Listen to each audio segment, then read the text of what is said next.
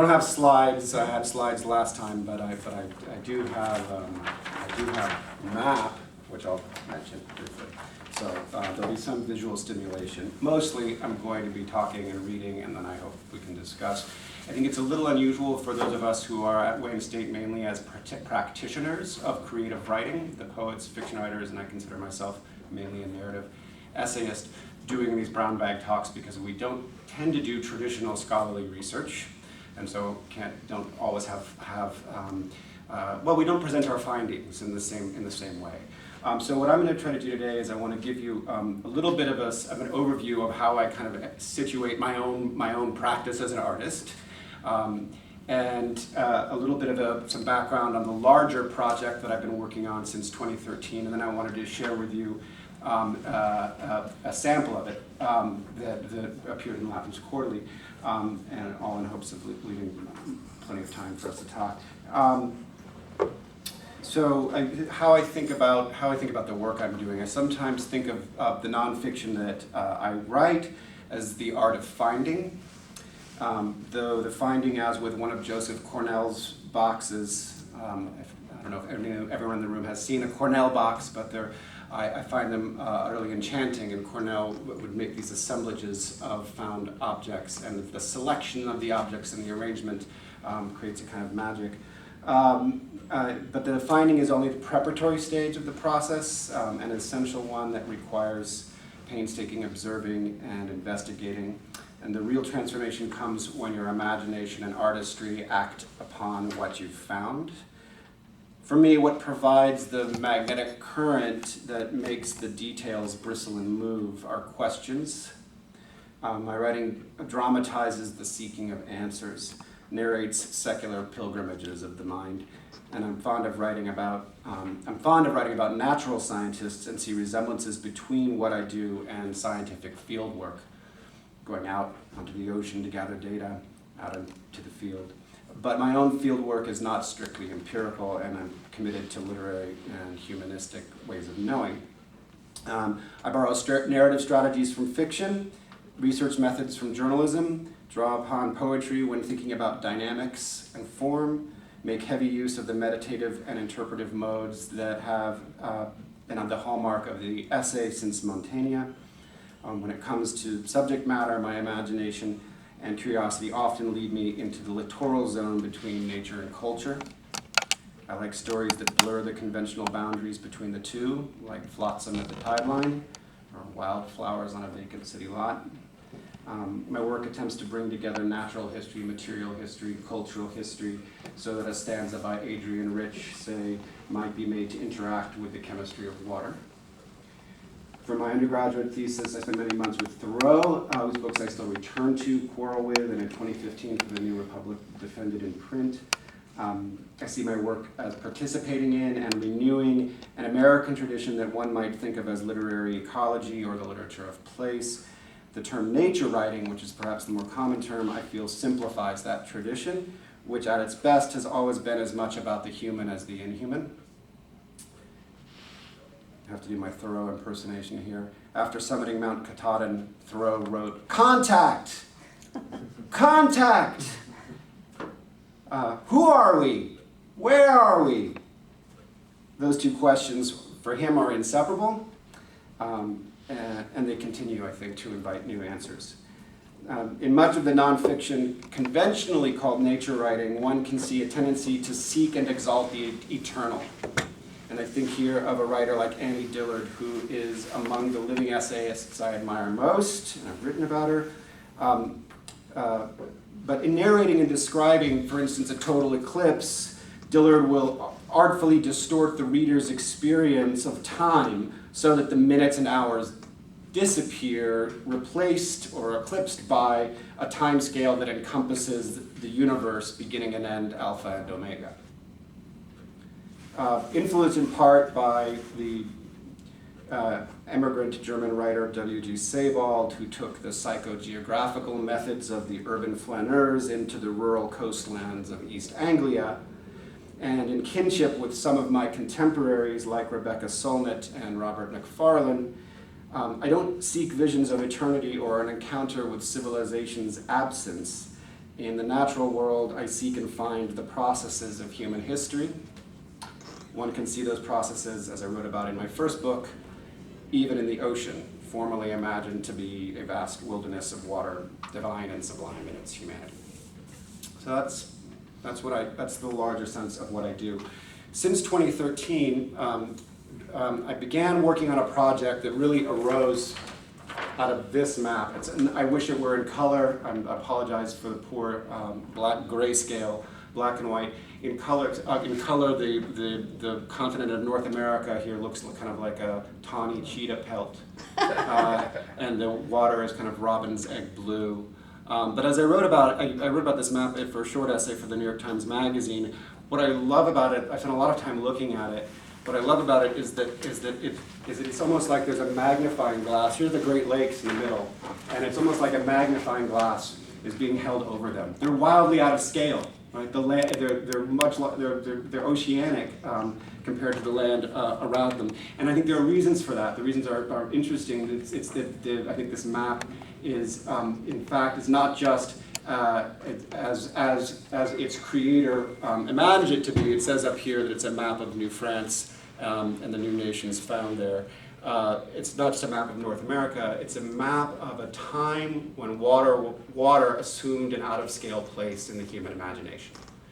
And that for me in some ways is what I'm trying to work on in this project, is thinking about the ways water, our understanding of water's place, both in some practical ways as a means of transportation, which was the primary purpose for the French when they started exploring, and for Native Americans before them, but also just how we imagine it, how its meanings have changed. But this map was made by Louis Joliet in 1671, after his famous voyage in the company of his priestly traveling companion, Père Marquette, to and from the Mississippi, which they had hoped would be a passage to China.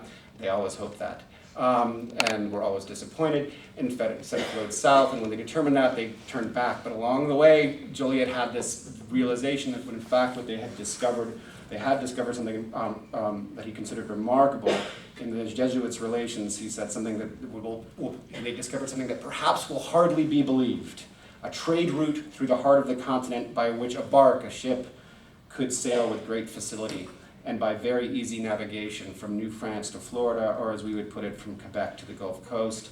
And that's what his map illustrates. Once that's entered into this historical record, this dream of a waterway that you could sail through the heart of North America by ship, you see it echo down through the centuries, so that even in 1834, 9 years after the Erie Canal connects Manhattan to Lake Michigan, a writer named Charles Fenno Hoffman, in a book called A Winter in the Far West, by which he meant Chicago. He translates Joliet's dream into the chauvinistic superlatives of Jacksonian Americans, saying that if we just built a canal at Chicago, which Joliet had proposed, that the canal at Chicago is the only remaining link wanting to complete the most stupendous chain of inland communications in the world. So what I've been doing for my second book is following that inland chain of communications. It's changed a bunch over the years, because partly I'm trying to find ways to connect the present and the past. And the present has gotten really complicated and interesting in this part of the country. And I'm also trying to find ways to compensate for the distortions and omissions that are there in the historical record, which is rich in archival material, journals and letters and the like, but is exclusively European in its point of view. And there's ways in which the landscapes I've been traveling through, riparian river landscapes at edges, are themselves record traces of erasure and omission just in the geography. So I'm trying to find ways to bring formally into a narrative essay that's going to be accessible to lay readers and not to this table of scholars gathered here today, but for a larger audience, ways to bring those ideas into a narrative that they'll also want to read. So by way of example, I'm going to give you a taste of it. And this was a terrifically fun assignment that I was given last January by Lapham's Quarterly. They were going to do an issue devoted to the theme of water. I don't know if people in the room have read Lapham's Quarterly. It's a lovely journal created and edited by the former editor-in-chief of Harper's, in which it samples, it creates each issue as a kind of anthology around a theme, but they draw from sources from across as many continents as they possibly can and across as many centuries as they possibly can. So for this issue, they're drawing upon, they're going back to ancient Babylonia for texts about water, all the way up to the present. And so for writing this, they asked me to write an essay that would then serve as an introduction to the whole issue. I had the great pleasure of being provided with a team of really skilled research assistants. So they were sending me hundreds of pages of excerpts from documents from throughout time that somehow touched upon water. And then I wrote an essay, which for me, this essay, most of my essays are highly narrative. They do tend to have characters and plots the way that fiction does. This essay is closer to what we might think of as lyric essay. It's in some ways very much in the tradition from Montaigne, where there's a big given theme. I mean, Montaigne did this all this time on cannibals, on the power of the human imagination, and now where the essayist has to play with it. And it needs to be playful. It's not writing an essay in the way we would write a scholarly paper. It's closer in some ways to the way a poem moves. Watermarks. When does a story begin? This is an epigraph. The fiction is that they do, and rather than that the stuff of a story is just a cup of water, scooped from the sea and poured back into it. Rebecca Solnit. A second epigraph. In an age when man has forgotten his origins and is blind even to his most essential needs for survival, water, along with other resources, has become the victim of his indifference. Rachel Carson. In 1849, after hearing Ralph Waldo Emerson deliver the lecture Mind and Manners in the 19th Century, Herman Melville, in one of his bouts of enthusiasm, scribbled a letter to a friend. "I love all men who dive," he declared. The first time I read that declaration, I pictured Ralph Waldo at the end of a diving board wearing a swimsuit. A full-body swimsuit, perhaps, of the sort that might have been fashionable at the time, and maybe an oilskin swimmer's cap, a pair of goggles made of, I don't know, isinglass. This is pure fancy, of course. The high dive had not been invented in 1849, nor had Americans yet learned to chlorinate water or domesticate the swimming pool.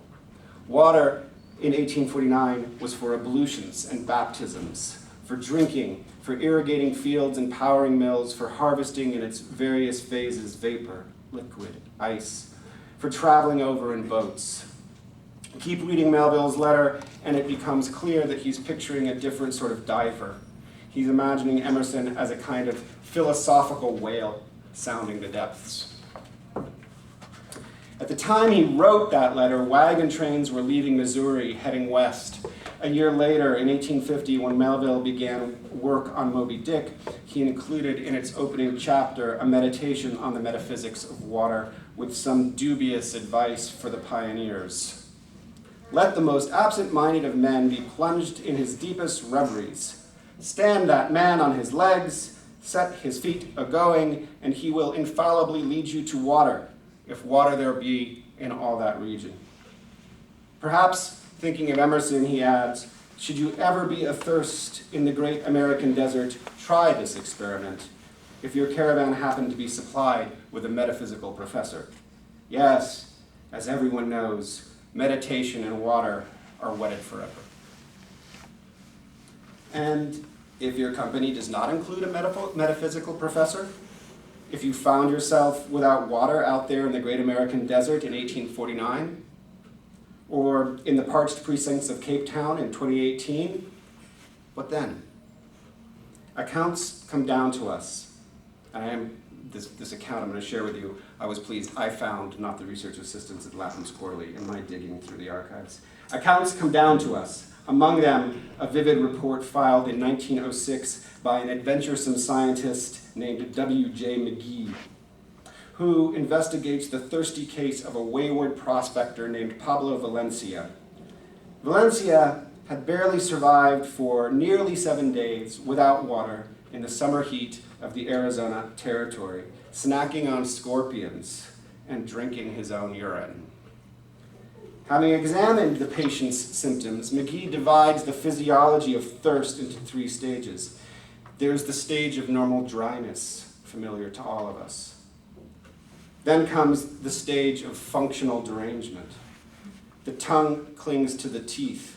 The eustachian tubes burn. The skin tightens painfully over the skull like the head of a drum. The brain and spine ache. The voice cracks. The mind begins to go. Unreasoned revulsions arise against persons and things while water and wetness are subconsciously exalted as the end of all excellence, McGee writes. Finally comes the stage of structural degeneration, which is as bad as it sounds, characterized by McGee as a progressive mummification of the initial living body. Life as we know it can survive without sunlight and oxygen. Witness the creatures that populate the sulfurous vicinity of submarine hydrothermal vents. Life as we know it cannot live without water, and where there is water, there is almost always life. I discovered living creatures in rain, which had stood but a few days in a new tub, Anthony von Leeuwenhoek observed in 1675, after peering through his invention, a new and better microscope.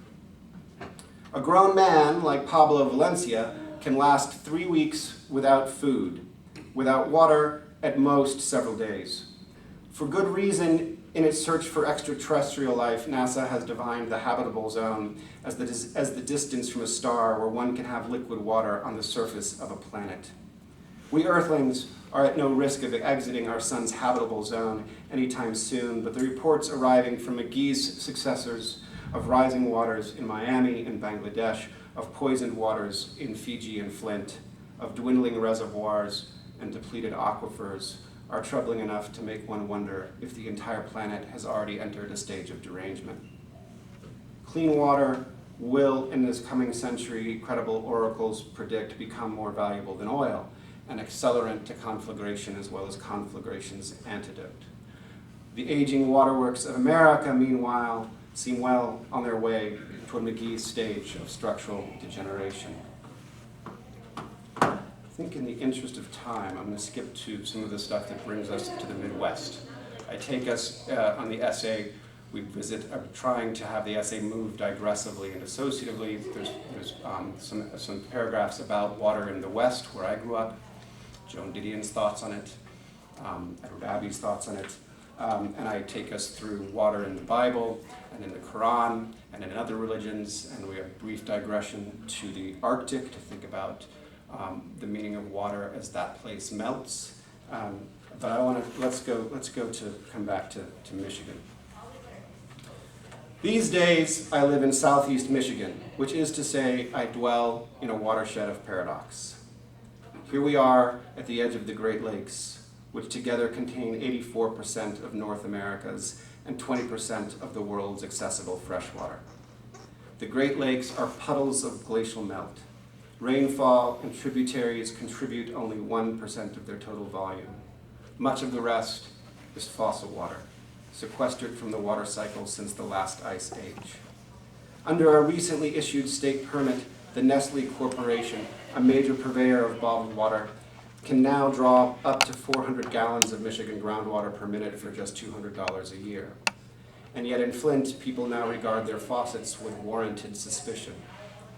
And in Detroit, whose water treatment plant would have spared the people of Flint from mass poisoning, the water company has been turning the spigots off, letting their delinquent customers go thirsty or purchase bottled water from Nestle. 2 years ago, during the federal emergency in Flint, I spent some time in the city following a team of civil engineers conducting an investigation. I watched as contractors excavated a residential street, extracting a service line from under the asphalt. The line, a few dozen yards of copper pipe, was evidence at a crime scene, and the scientists labeled it with forensic care. Looking at it coiled on a sun-dappled lawn, dirt still clinging to the copper, I experienced a feeling that I later recognized as disenchantment. What I couldn't get over was how small the pipe's diameter was, 3/4 of an inch. This was it, the source of the everyday magic? For most of my life, running water had been one of those technologies like the telephone or electric light that I took for granted. Where the water came from and where it went when it gurgled down the drain were both mysteries that I'd only rarely wondered about. Living in the age of indoor plumbing is a bit like living beside a stream whose headwaters and mouth are distant rumors. The waterworks of wealthy nations, or at least those of certain zip codes, are a kind of man-made River Lethe. In imperial Rome, the aqueduct was a public monument as well as an engineering feat. Buried underground, our own aqueducts invite forgetting. In New York City, the subterranean water tunnels constitute, writes David Gran, a city under the city, one that few New Yorkers know about, let alone ever see. We forget the value and scarcity of potable water. Most of the planet's 332 million cubic miles of water is salty. Only 2% is fresh, Rose George reports in her 2008 study of human waste management, The Big Necessity, and 2/3 of that is unavailable for human use, locked in snow, ice, and permafrost. We forget how much of it we waste, we Americans especially. While about 1 billion people get by on 5 liters of water a day, Americans use more than twice that in a single toilet flush. We forget the people, some 30% of the global population who do not have easy access to safe drinking water. We forget what life was like prior to the advent of chlorination.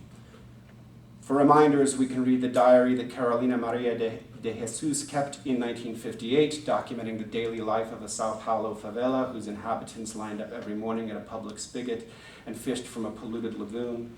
We can visit Victorian London and witness cholera spread from a single contaminated pump, or make a pilgrimage to the sacred grotto of Lourdes, where in 1894 Émile Zola watched the Catholic faithful immerse themselves in, quote, a frightful consommé of all ailments, a field of cultivation for every kind of poisonous germ, a quintessence of the most dreaded contagious disease. During one of my trips to Flint, I went to have a look at the city's notorious river. The downtown promenade was buried deep in snow. A single pedestrian had gone promenading anyway, leaving behind a trail of boot prints that led from the salted sidewalks of Saginaw Street down a flight of concrete stairs to the concrete quay at the river's edge. I followed them. 100 yards upstream, the Flint frothed and boiled through an open lock, but by the time it reached me, its surface had settled to a low simmer.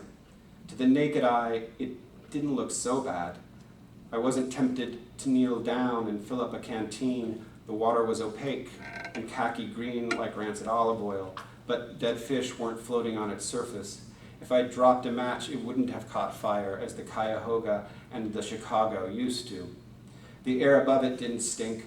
Having once gone boating on the Des Plaines River, the outflow of Chicago's sanitary and ship canal, having visited the Hudson after a rainstorm overwhelmed Manhattan's storm drains, I'd seen and smelled worse. Upstream from me, a pair of Canada geese on a snowy bank appeared to be enjoying their waterfront view. If I hadn't known better, I'd never have guessed that I was looking at the wellsprings of disaster. This is yet another source of water's mystery. Its exact makeup is inscrutable to the naked eye and to our other senses. You need a compound microscope or a mass spectrometer to determine whether you filled your drinking glass with the waters of life or a consommé of ailments. What discolored the sampling bottles Flint's residents had held before the television camera in 2015 was iron corroded from rusty pipes. Corroded lead, once dissolved, is odorless and invisible. Whenever I visit a river, I have the urge to follow it. The Flint flows west, and if I'd continued my promenade in that direction, I'd have reached 50 miles downstream the confluence with the Shiawassee, which flows northeast into the Saginaw, which empties into Saginaw Bay, which opens onto Lake Huron, which is itself in truth an immense caesura in a slow-moving stream whose headwaters lie at the western end of Lake Superior and whose terminus is the Gulf of St. Lawrence, which opens onto the North Atlantic. The journey of a river from source to mouth resembles our own journey from birth to death, an analogy oft remarked, and yet the beginnings and endings of rivers are as fictional as those we impose on stories. There are headwaters to headwaters, and no river ever really ends. I have over several years followed the water through the outskirts of Chicago, over Niagara Falls, down the Mississippi. I've traveled Lake Erie by sailboat, the St. Lawrence by canoe, chasing a ghost geography, a relic map hidden behind the pixelated roads and interstates charted by my global positioning system. Since moving to Michigan, trying to understand the place, I've studied its recorded history, which does have a beginning in the accounts written in the 17th century by the French. And flipping in chronological order through their hand-drawn maps, you can watch the familiar geography emerge as if out of the water. At first, water is all there is, a meandering of riverbanks and coastlines in the midst of a vast blankness. Even the place names are watery. Michigan is transliterated Algonquian for big water. And all around the Great Lakes are towns and streets named for rapids and portages. The early history of the American Midwest was written from the vantage of a canoe. Rivers must have been the guides which conducted the footsteps of the first travelers, wrote Henry David Thoreau after voyaging with his brother on the Concord and the Merrimack. They are the constant lure when they flow by our doors to distant enterprise and adventure, and by a natural impulse the dwellers on their banks will at length accompany their currents to the lowlands of the globe, or explore at their invitation the interior of continents. In the 21st century, it's not easy to follow the water. Beyond downtown riverfront promenades, one enters a semi-feral, semi-industrial no man's land, an inside-out version of America hidden from the view from a sidewalk or a driver's seat. Along the lower Mississippi, between the levees and the water's edge, the river's flood stages have kept development at bay, preserving an accidental wetland wilderness, a landscape of incongruities accessible only by boat. Haul out beside the outflows of petrochemical refineries, climb over the Batcher and through the willows, watching for fire ant mounds and poison ivy, and you can emerge onto the shores of a nameless pond, the remnant of an oxbow meander, where alligators are sunning in the shallows and 100 roseate spoonbills and pelicans, startled by your startlement, burst loudly into flight. I'm going to do the one last section.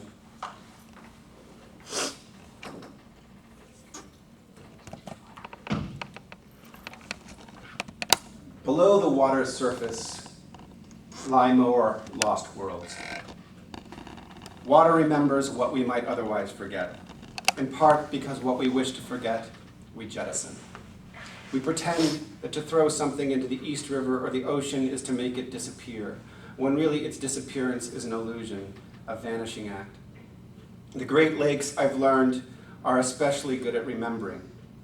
In the cold, fresh, oxygen-depleted refrigerator of their depths, wrecks and other sunken relics last longer than they would in the ocean, where salt corrodes metal and wood becomes food for teredo worms. In Thunder Bay, at the northwestern edge of Lake Huron, there is a kind of underwater museum, the Thunder Bay National Marine Sanctuary, it's called. Visit the sanctuary's website, and you can go diving without leaving your desk. Shipwrecks appear on a map. Click on one, and the name of some doomed vessel pops up alongside spooky photographs of its phantasmal remains. Here's the steel freighter Norman, which during the Gilded Age ferried ore to the Globe Iron Works in Cleveland, Ohio, and now sits in 200 feet of water, where it has grown popular with zebra mussels. Here's the Montana, which first caught fire in 1914. Here's the delightfully named Typo, a three-masted schooner erased from the lake surface by a fast-moving steamer in 1899. 4 sailors drowned. The Typo is still carrying a load of coal it will never deliver, and a ship's bell still hangs in the belfry. If you were willing to piss off the archaeological custodians in charge of Thunder Bay and risk tangling your flippers in the ancient riggings, you could swim down to the depths of the Typo and give the bell a ring. Had any of these vessels made it to safe harbor, they would likely be long gone. There's a bumper sticker, popular in these parts, perhaps you've seen it, that shows a map of the 5 Great Lakes besides the caption, "Unsalted, shark-free." The first time I saw it, it occurred to me that an opportunity had presented itself. Suffering from a phobia of sharks, I'd never gone scuba diving, though I'd wanted to, and so not long ago, after completing the requisite training, I found myself perched on the rail of a fishing boat, tugging a pair of flippers on over a pair of neoprene booties. I will confess that when I was doing this, a writer friend of mine asked me exactly why, and I said, I'm trying to literalize a metaphor. All right. So I finally got to do it. All right, here we go, in this essay. The fishing boat was anchored off Poverty Island, one of several in a chain of uninhabited islands at the northern end of Lake Michigan that obstruct the entrance to Green Bay. Also aboard the fishing boat was a shipwreck hunter and a team of commercial divers he'd hired. The shipwreck hunter had spent 3 decades and upwards of $1 million searching for a wooden French brigantine last seen in 1679. He was convinced he was on the verge of finding it. The trail of clues he'd assembled in the historical archives seemed to him unassailable, and he'd brought me along to document his triumph. Not all men who dive are philosophers, I now know. Some of them are retirees squandering their life fortunes on misbegotten hunts for missing ships. In emails, the shipwreck hunter had referred to our outing as an expedition and had dressed accordingly, which is to say, nautically, in a navy blue windbreaker and a navy ball cap embroidered with golden laurels. On the windbreaker, stitched over his heart, was a date, 1679, and the name of the ship, Le Griffon, for which he had spent most of his adulthood searching. A little icon of the ship sailed above his ball cap's bill, encircled by the words imagine, explore, discover. He'd meant to bring matching Griffin t-shirts for everyone aboard the fishing boat to make the expedition feel more expeditionary, but he'd forgotten them back at his condo. A trivial oversight that seemed to fill him with outsized regret. Connected to the surface by a braid of hoses known poetically as the umbilical, the commercial divers had gone overboard one by one, wearing hard hats, modern-day versions of the diving helmets worn by the aquanauts you might encounter in an illustrated edition of Jules Verne, or seated on a plastic treasure chest at the bottom of a decorative aquarium. Walking around in weighted boots, scanning the lake bed with handheld magnetometers, the commercial divers hadn't found much aside from driftwood. The Great Lakes are good at remembering. They're also good at obliterating. Nevertheless, the shipwreck hunter had agreed to send me down, and the time had come. Perched on the rail of the fishing boat, tugging on my flippers, wearing a rented 7mm wetsuit, I was beset by second thoughts. At scuba school, the instructor had elaborated in memorable detail the assorted gruesome ways that scuba diving can abbreviate a life. The most memorable of which, to my mind, was this: ascend too quickly without exhaling and your lungs will pop like balloons. At bottom, 60 feet down, it would be a comparatively warm 38 degrees Fahrenheit. Sometimes, at the bottom of the Great Lakes, liquid water descends below the freezing point without freezing, on account of the pressure. Into their suits, the commercial divers had pumped through one of the hoses braided into the umbilical heated water. The shipwreck hunter had told me that my exposed face might feel as if it had been, quote, stung by bees, but a 7mm suit would be warm enough, he assured me. In my head, to calm myself, I recited the opening lines of Adrian Rich's Diving into the Wreck. First, having read the Book of Myths and loaded the camera and checked the edge of the knife blade, I put on the body armor of black rubber, the absurd flippers, the grave and awkward mask. You may think this an embellishment, that perched on the rail of a fishing boat, squeezing your nostrils shut, preparing to tumble backward overboard, you'd have better things to think about than a poem. But I promise you, I'd committed those lines to memory. Because I wanted to write about the experience someday, yes, but also because I wanted more than the bright white nylon anchor line to guide me down into Lake Michigan's cerulean immensity, and because I wanted to remember why it was I was doing this. I was doing this because I'd imagined that descending the water column would be like time travel, like flippering into the past, as if fathoms were centuries. Thank you.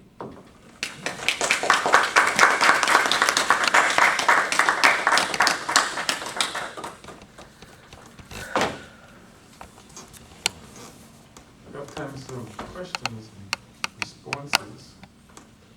Yeah. When you mentioned Henry David Thoreau, one of my favorite writers when I was young, I often thought about what happened to Walden Pond today. Is it still there? What would he make of it? Well, it's a good question. My favorite, because there was the fight in the 80s about whether to build luxury condos along it, and they blocked that. But my favorite factoid about Walden Pond, because I follow water science regularly, is that urine from too many swimmers has changed the microbial culture at the bottom of Walden Pond. So, sorry, but that's anyway, that's what it is. There's my one answer to it. What would he have made of it? I mean, it was a different place, right? For him, Walden Pond, I think one of the misreadings that you often get of Walden is that it's about a flight into the wild, because he is very clear to imagine it as a kind of middle ground. That's the term from Marx's The Machine in the Garden. I don't know if people know that work of criticism. But it's in the middle ground. It's on the edge of town and on the edge of woods. And I think that's the position he wants to be in. He wants to be looking at town and away from it at the same time. Whereas today, what is Concord, Massachusetts? It's a commuter suburb, or a fairly affluent commuter suburb to Boston. So I think you'd have to go someplace else. The last time I was there, it's still like a park. I mean, Yeah. you can walk around and it's not very filled up. Yeah, I've done it too. I've walked on it when it was frozen. You're right, it's a park. But it wasn't, actually one of the really interesting, there's a terrific biography that came out. Laura Walls is the last name, critic. She's at Notre Dame. I read it over the summer. I wasn't supposed to be reading about Thoreau, but it's really good. So I read the whole that thing. And I've read the other Thoreau biographies. And one of the things she taught me that I'd never seen before was that it wasn't just a middle ground in the sense of between nature and town. It was the place where the economically lowest members of Concord society squatted. So you had fugitive slaves who were squatting there. You had Irishmen, workmen who couldn't afford anything more squatting there. You had Native Americans from the region who'd held on who were squatting there, and all what was there just prior to when he's living in the woods. It's in his lifetime that it's kind of going from a squatter's park to that it becomes a woodlot when he moves there. And Emerson, nice for Thoreau, bought it. But then when the train comes, they harvested all the wood.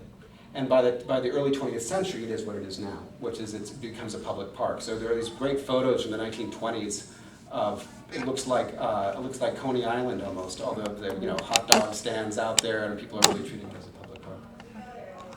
I don't have a question, but it's just a reaction.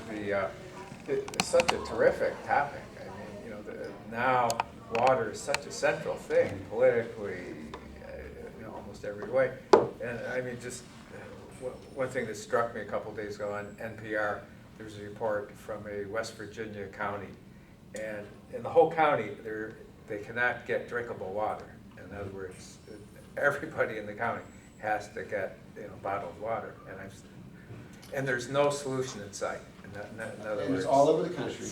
I was just knocked over by It's that. in blue states, it's red states. There are small towns in California, in the part of California that isn't as populous, so they have the same problem because you don't have enough population to justify a municipal treatment plant.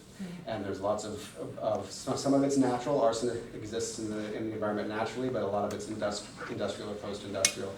I was talking just 2 days ago to an editor at the New Republic who might want me to write for them again and brainstorming ideas. And one of them, I don't think I'm going to do it because I want to keep working on stuff closer to the book, but he said he would totally want to do it as a story is about. There's an emerging movement to reimagine water as a right.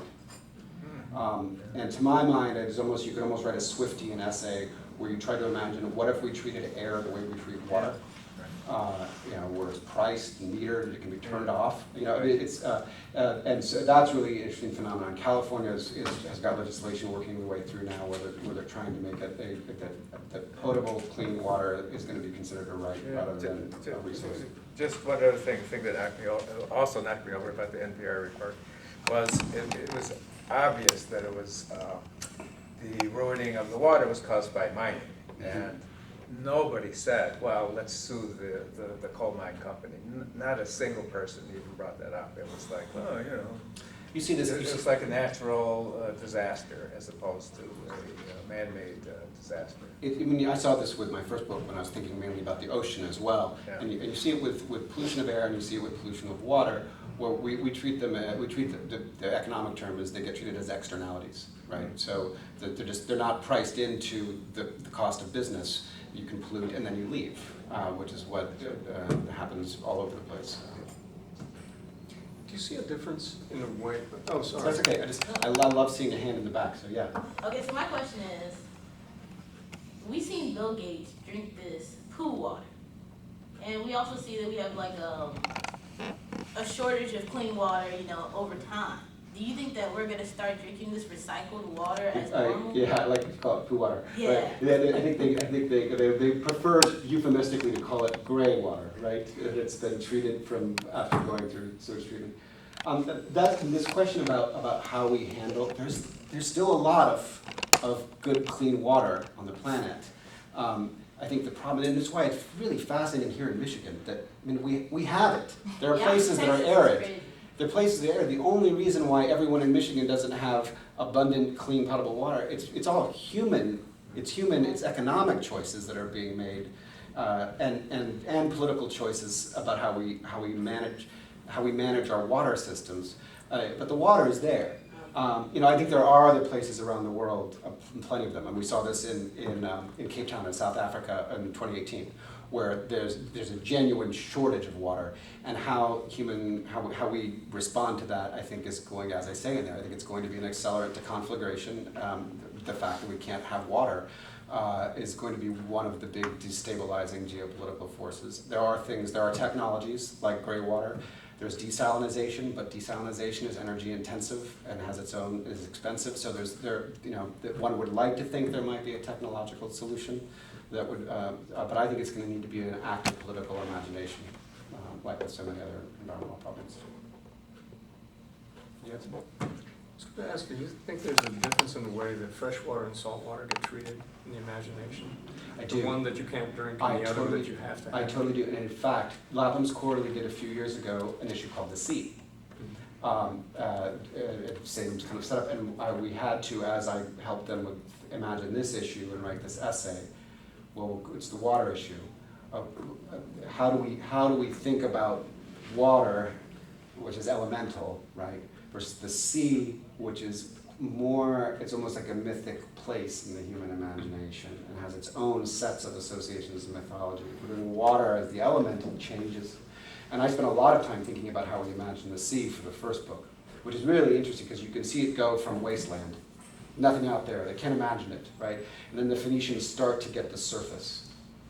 They're just barely beginning, but they still don't really have it. It's still vague and sketchy and grainy. And people are imagining it as an underworld, right? A realm of the dead in the Odyssey.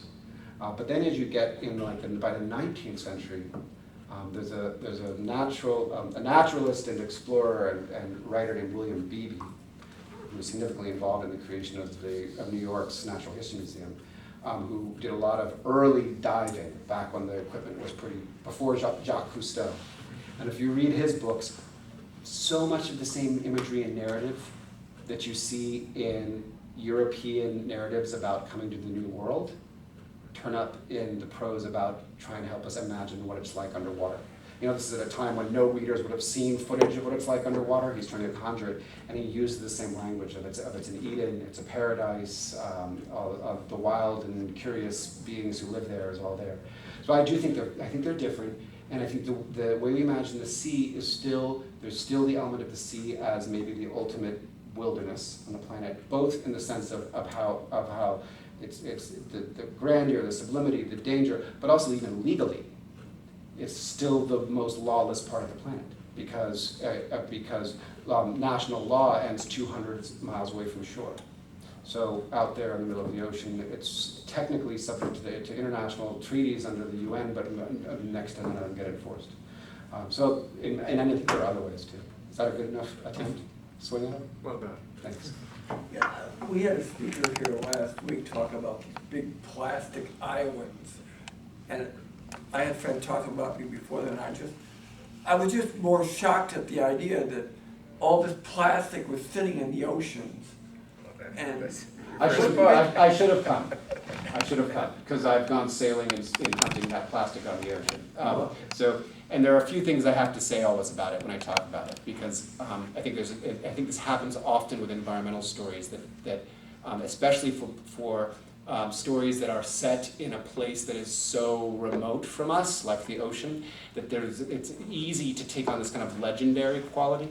And so the first thing I always have to say to people is there is no island of plastic anywhere in the ocean. So island is an unfortunate metaphor. So it's a reality. I'm going to get to that. I'm not trying to debunk the story, but I do. For me, I'm really interested in how we imagine place. This is one of my preoccupations, and I have a desire to have it be both scientifically accurate and yet also have the richness we associate with the literary imagination. But the precision is hugely important to me. So there is no plastic island, which suggests a landmass, solid, you could walk on, all the rest. It's more accurate to think of it almost as a kind of plastic smog. And there are more than one, and it's moving. And it's this phenomenon that sailors in the age of sail encountered. For them, it was these parts of the ocean where you could get becalmed. And it's about the interaction of both ocean currents and wind create these zones where nothing moves. So anything that drifts into them will stay there. And so in the past, this was true. You can read Jules Verne, and there's this same idea of in the Sargasso Sea. All that Sargasso seaweed is concentrated there. Flotsam would concentrate there too, but in the past, flotsam was made of wood or metal, would rust, rot, or sink. And so what happens with plastic, because it's not water soluble, because it doesn't readily biodegrade. There's a lot of research to thinking of can we find microbes that could degrade it, but it does photodegrade. So if you go out searching, you want to take a picture of Plastic Island, you're not going to find it. You can find these beaches in certain places where they collect, but the plastic gets brittle, breaks up. Some of it's semi-buoyant, some of it's buoyant. The deepest part of the ocean, this is why you should be worried about it as an environmental story, the Mariana Trench. They sent probes down 25,000 feet, and even there, at the bottom of the Mariana Trench, they're finding maritime plastic. So it's real. The one concern I always have about it as an environmental story is I think because plastic is visible, it sometimes occupies a greater place in our concern. The things that are the biggest dangers to the ocean are invisible.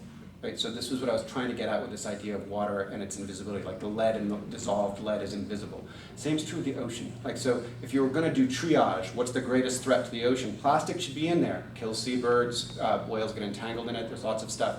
But number one is still going to be, unfortunately, climate change and the changing ocean temperatures. Then we have acidification of the ocean, and then we have hydrocarbons from runoff from land. There's a whole list.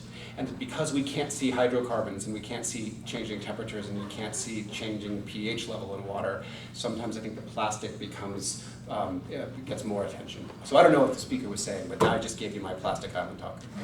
And is it kind of like debris just hanging around and floating everywhere, and just kind of the boat sort of see it? And you go out, and to the people who study this, they use a trawl net with a very fine mesh, and a lot of what they're catching is tiny. It looks like the gravel at the bottom of a fish tank. It's really small, and that stuff has its own concern because plastic is hydrophobic and lipophilic, and it actually tracks pollutants in the water. So there's lots of research about is the plastic concentrating pollutants that then get magnified as it moves up the food chain. But you don't find when I first read about the story, it was like out of Jules Verne. I thought shipwreck graveyard, junkyard the size of Texas in the middle of the Pacific. You can, by chance, it's constantly moving, so and the ocean is really big.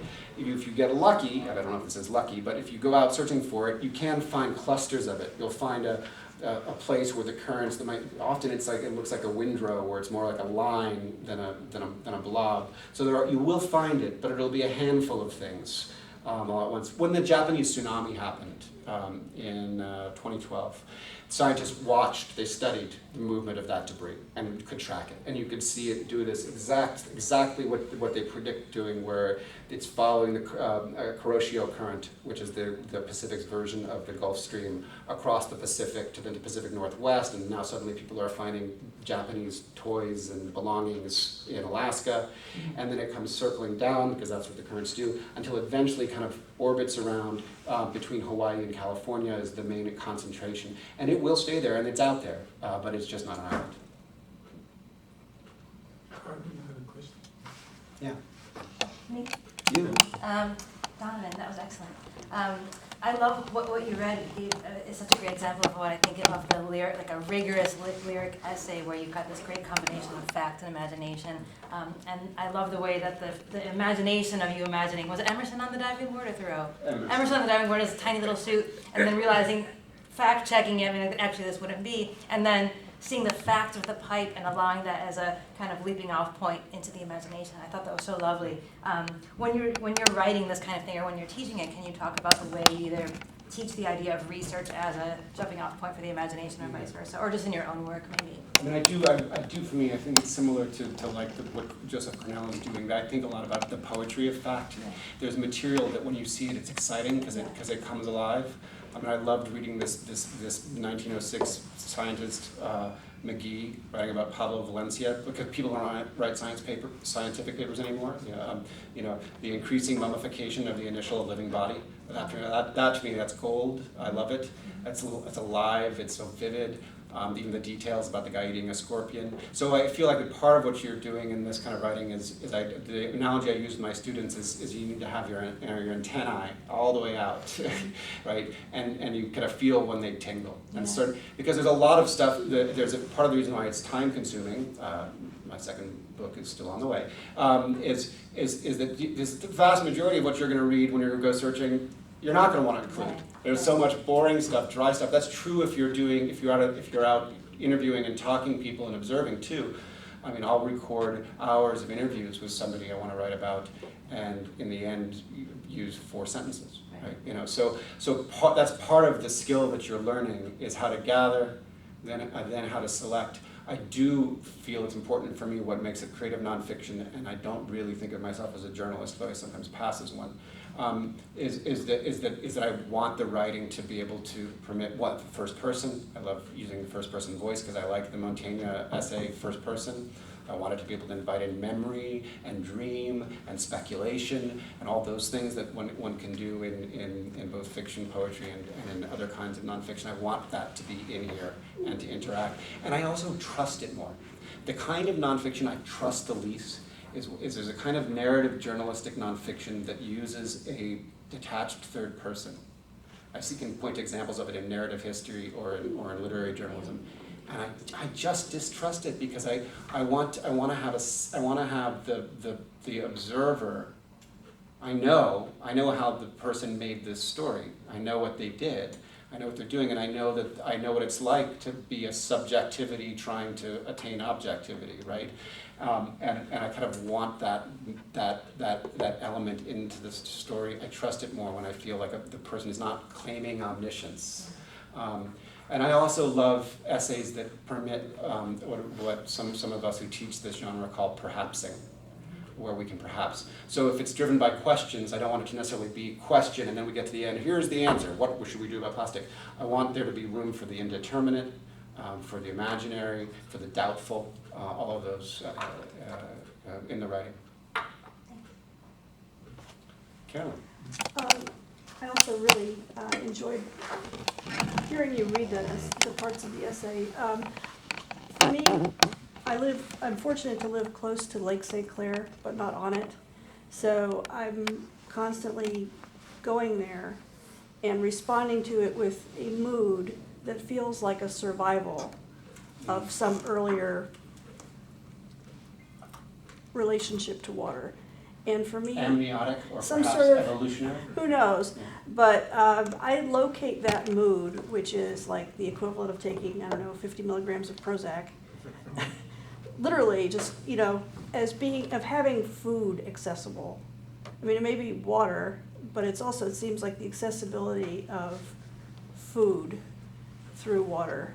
And I don't know if that comes up in your investigations or not. This is something I thought about too. Yeah, but I think one of the reasons I love Moby-Dick and I love that opening chapter, and it's in a mock comic mode, that opening chapter, like we're actually going to take a metaphysical professor and then go find water. But I think it's mock comic, but I think he's writing about something he believes is real, that there is a kind of a mystical power of water. That's kind of what he's trying to make sense of in that opening chapter, of the magnetism of water. His images of the insular Manhattoes who all line up at the Battery to look out at the sea, right? And I think some of that comes from the history of how we imagine the ocean. for young men. At Melville's time, it was a dream of freedom. Your bachelor life at sea was part of it, or exploration, or exoticism. It's really interesting if you look at in African American literature, if you read it in like Frederick Douglass's slave narrative, water has slightly different valences there. There's still the image of sails off Baltimore Harbor is the image of freedom. We still get that sense of freedom. Mm-hmm. But the river, for instance, in that literature, you often get, and this, I think we got an excerpt in here, it becomes a place you would run to the river if you're a fugitive slave to lose the scent of the hounds. Mm-hmm. And so water, the meanings of water there are different. There's not that same romanticism, I think, in that literature. But back to your original question, I think some of it is the visual experience of it. But there are also even scientific studies recently that shows that the movement of water changes the ionization in the air, which affects human mood. I don't know. It's a theory.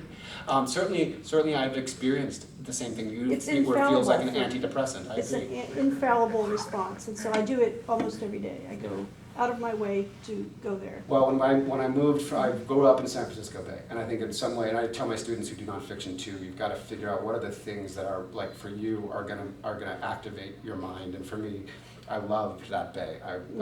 At 12, I was going to be an oceanographer or a poet, so now I write essays about the ocean.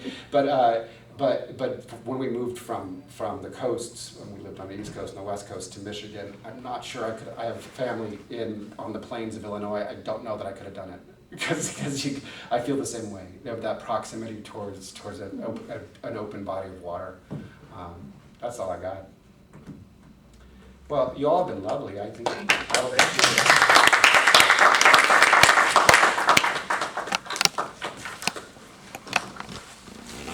Thanks for coming, Jerry.